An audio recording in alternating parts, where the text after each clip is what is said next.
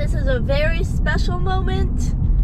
I am crossing into Siesta Key, a place that I've always wanted to visit. Wow! I'm so excited. Siesta Key has been one of my favorite TV shows forever. And whenever it's cold in New Jersey and it's winter and I'm sad, I watch Siesta Key and it makes me feel happy again. So I'm visiting today and I'm so excited. I don't know what there is gonna be to see. Even if I just sit on the beach, I'm happy.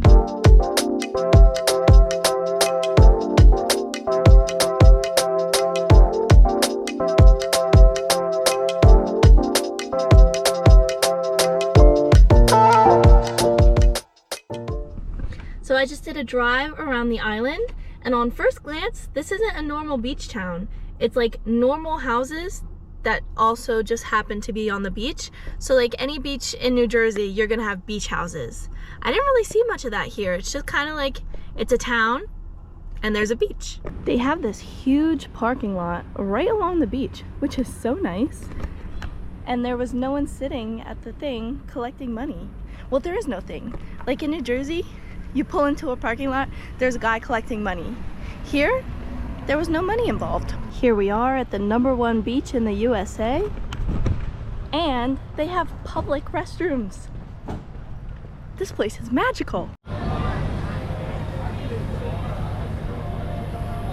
The sand is so white and soft, and the access to the ocean is a little far, but not that far. Not Wildwood far. I'm walking along the beach and I see what I think to be is Alex Campos' house. And what's crazy is that it's so big. It looks about the same size as the apartments around it.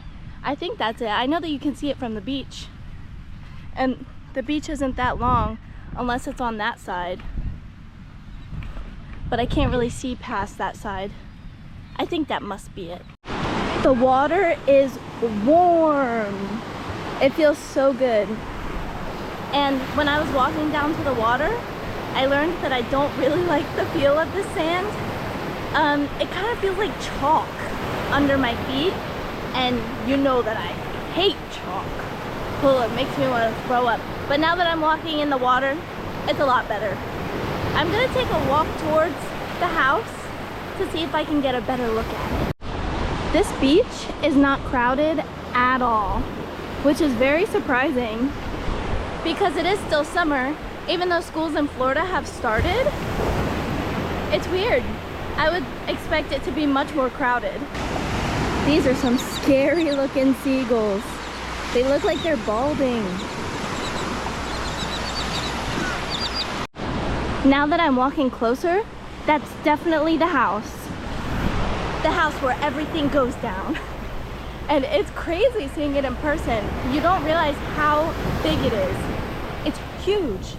It's as big as the apartment right next to it. It's amazing. There are definitely more people down this way as we're approaching the end of the beach.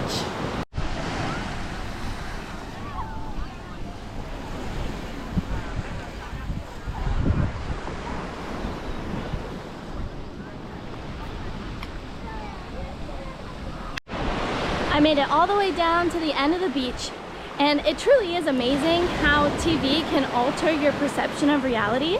So what I perceived from watching the TV show was that the house was just in the middle of the beach. That's not the case at all. They can only walk out from the access and turn right. And I also cannot get over how warm the water is.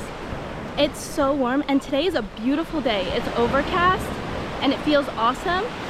The water feels the same temperature as it does outside. It's amazing.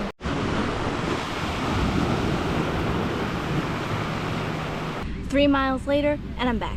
Time to go swimming. I left the beach and I came to this place that was about a mile away. It's called The Cottage. I got parking right out front. This beach town is unlike any beach town I've ever been to. Every other place you go, no parking. You have to park a mile away and you have to pay $20. I haven't had any trouble and it's fantastic. That place was so cute and the food was delicious.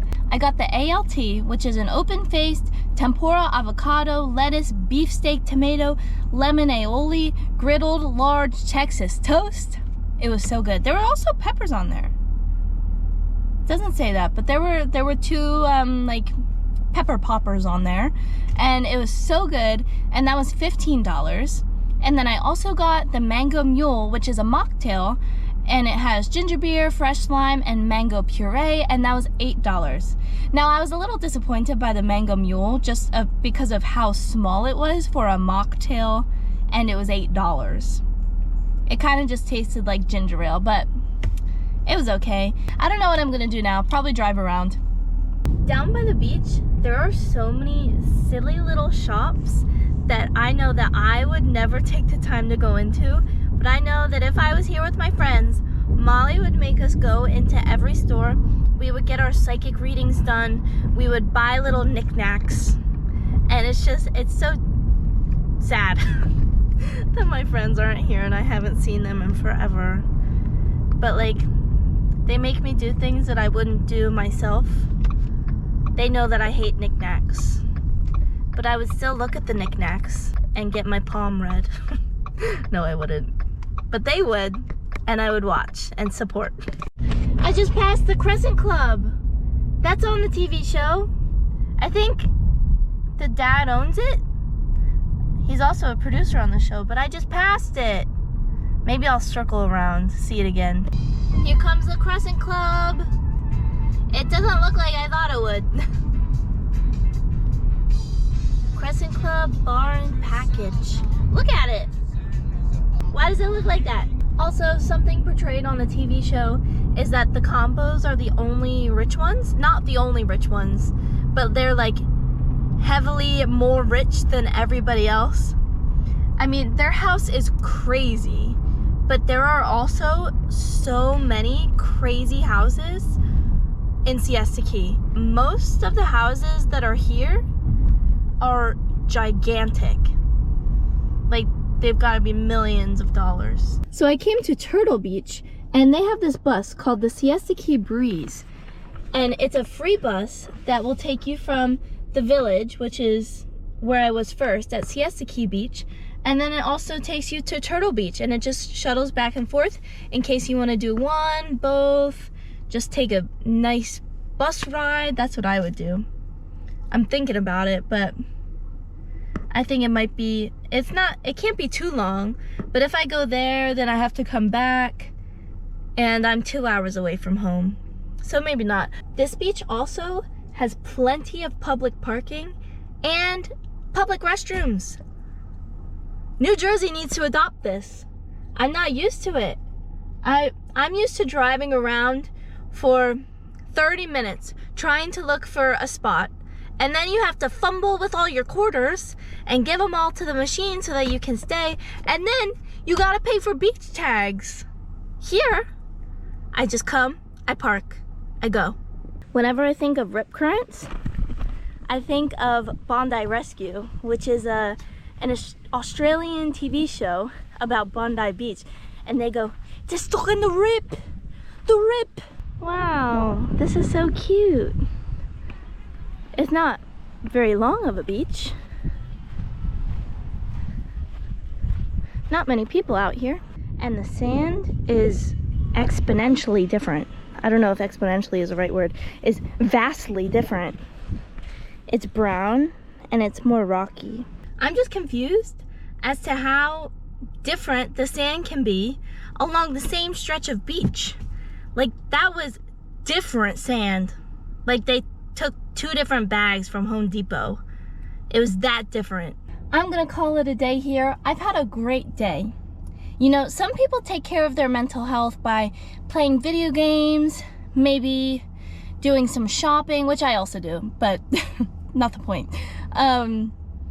They may watch movies. You know, my idea of having a mental break is going for hour-long drives and going to places that I've never been before. I just love it, and it gives me a mental reset. I like to have my me time. Today was my me time. You know, I showed up at the restaurant and there was nobody there. And so I was like, are you guys open? And she goes, yeah. And I'm like, okay. And she goes, just one? I'm like, mm-hmm. It's like people don't expect you to be alone nowadays. Or any days. I don't know, but I enjoy it. But I do also like hanging out with people. Don't get me wrong. I like people. I like myself. Just remember, you change the world when you change your mind. Bye-bye from Miss American Sky.